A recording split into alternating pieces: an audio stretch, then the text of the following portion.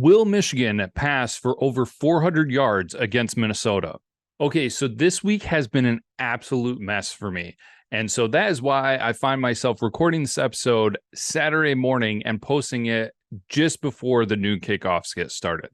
I don't need to go into details why, but it will be a shorter episode than most. One quick little bonus about recording the day of the game is actually accurate weather reports. So tonight is actually going to be a cool night in Minnesota, but there's not going to be very much wind and there won't be any precipitation. So it should be a good night for football.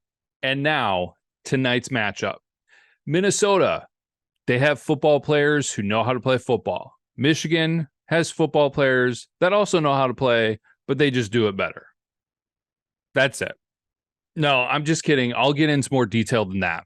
Number 2, Michigan is on the road again tonight, playing a night game at Minnesota against 3-2 Golden Gophers. The Wolverines are 18.5-point favorites with the over-under of 45.5.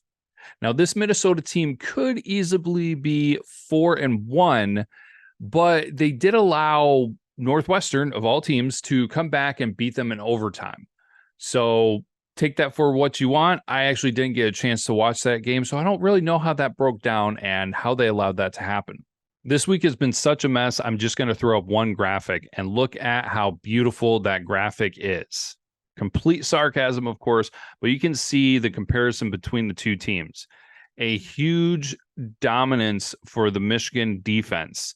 But a unique thing to notice is the very even stats for the time of possession. My quick breakdown of Minnesota and how do you beat them?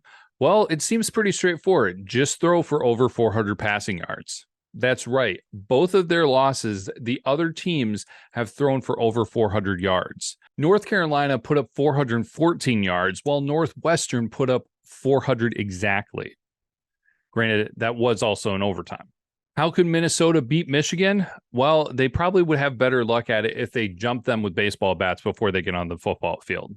But no, in all seriousness, Michigan, if they don't have their head screwed on right, could allow any team to beat them.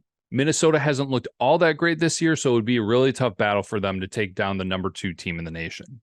That being said, I think last week's Nebraska game really set the tone for this Wolverine team on taking care of business, players doing their individual jobs so that they can just completely dominate and play their style of football. I anticipate that we'll see more of that tonight. So, will Michigan pass for over 400 yards against Minnesota? Up until this point, the most yards Michigan has passed for is 313 yards against UNLV. And even last week with their huge dominant performance against Nebraska, they only threw for 187 yards. Now, granted, that was during very windy conditions, so that's probably why they ran the ball more that week. However, all that information is not going to stop me from saying that I believe Michigan can get that 400-yard passing mark. It is Minnesota's weakness, and while Michigan is seen attacking teams' strengths, they also capitalize on their weaknesses. So I do believe that this is a week where we might see a lot more passing yards and that they could hit that. So I'm going to say yes, they will get 400 passing yards. That being said, score prediction. I'm seeing a repeat of last week of just another dominant performance for Michigan. I believe they may really have hit their groove. And so I'm looking at a final score of Michigan 41 and Minnesota 13. Again, I know this is coming out very last minute, so you all might not be able to catch it today, but I do hope that you enjoy the full day of football until we finally get around to the 7:30 kickoff. And of course, we'll catch you on the other side for the review episode. But until then, go Blue.